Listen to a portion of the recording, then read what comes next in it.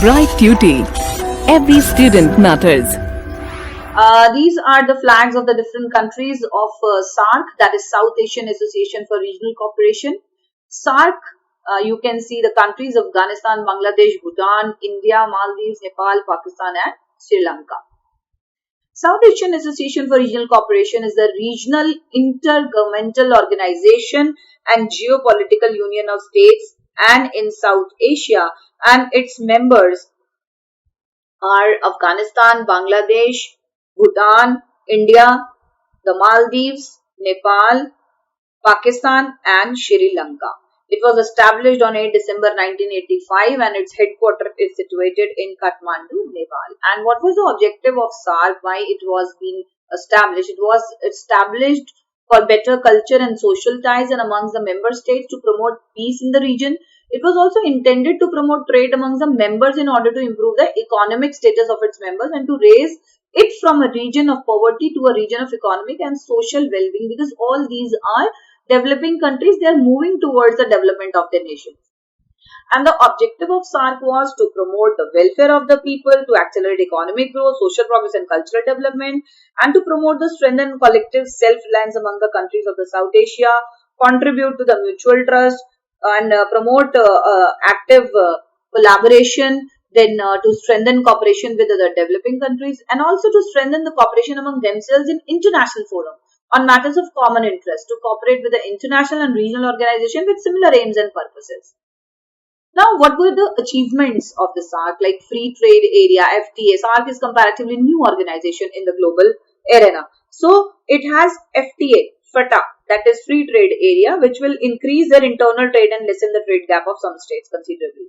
Then SAFTA, South Asia Preferential Trading Agreement for promoting trade amongst the member countries came into effect in 1995, and SAFTA, a free trade agreement confined to goods but excluding all services like information technology agreement, was signed to reduce customs duties of all traded goods and zero by the year 2016. Now, what were the challenges for SAARC? Like low frequency of meetings, like people were not meeting most of the times, like it was to be held annually. So they wanted to meet on regular basis, but which was not possible at all. And instead of meeting biennial meetings and should be held annually, so annual meetings were actually required. And limitations in SAFTA, the implementation of SAFTA has not been satisfactory. Free trade agreement confined to goods, excluding all services like information technology. And Indo-Pakistan relations, it escalated tension and conflicts between India and Pakistan and have severely hampered the prospectus of SAARC. Now let's read about the SAFTA, which is very important for trading, South Asian Free Trade Area and SAFTA. Countries involved again are Afghanistan, Bangladesh, Bhutan, India, the Maldives, Nepal, Pakistan and Sri Lanka. Now what was the objective of SAFTA? Promoting and enhancing the mutual trade. That means the trading between among these countries only and economic cooperation by eliminating barriers in the trade. And promoting condition of free trade competition in the free trade area. Establishing a framework for further regional cooperation to expand the mutual benefits of the agreement. And creating effective mechanism for the implementation and application of this agreement for its joint administration and for the resolution of disputes. And the principles are governed by the law of agreement, governed by the existing rights and obligations and overall mutuality, free movement of goods and adoption of trade facilitation and other measures, recognition of the need for the least developed countries.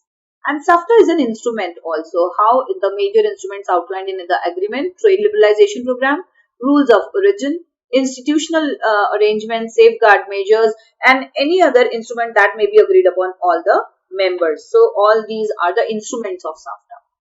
And how SAFTA is benefiting? It has increased the trade between the member countries. Obviously, when this is mutual consent, mutual agreement to do the business, so it is increasing the trade also. And increased competition for producers leading to great efficiency. Obviously, when the producers will have competition in the market, so they will improve their efficiency as well. And greater specialization in production and trade and lower consumer prices, greater market access and political stability. And the price of the product will decrease significantly. The ultimate aim of the SAFTA is to create a South Asian Economic Union. At the moment, it seems like a dream that can only be transformed into reality if all the members countries are willing to live up their commitments. And the conclusion is, at last we will say that if the agreement is maintained full the member countries, all the goods will start flowing across the border without any tariff and extra cost.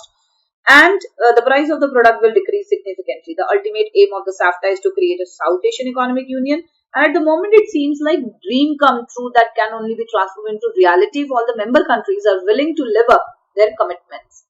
And the 12th SAARC summit held at Islamabad, Pakistan in 2004 and ended after the signing of the historic South Asian Free Trade Agreement, that is SAFTA, and it sought the creation of free trade zone for the whole of the South Asia that could reduce trade barriers between SAARC member nations.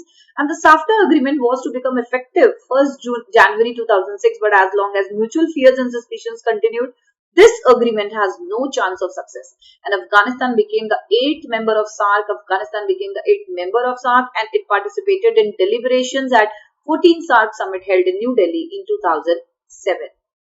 And what is BIMSTEC? The Bay of Bengal Initiative for Multi-Sectoral Technical and Economic Cooperation is BIMSTEC.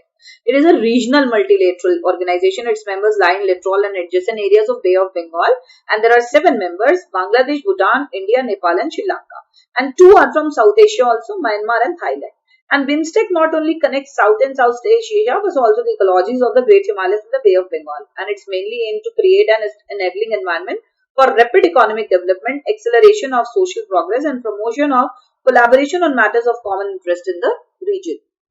And these are the things like worries of Nepal and BIMSTEC works. These are the countries which are in BIMSTEC.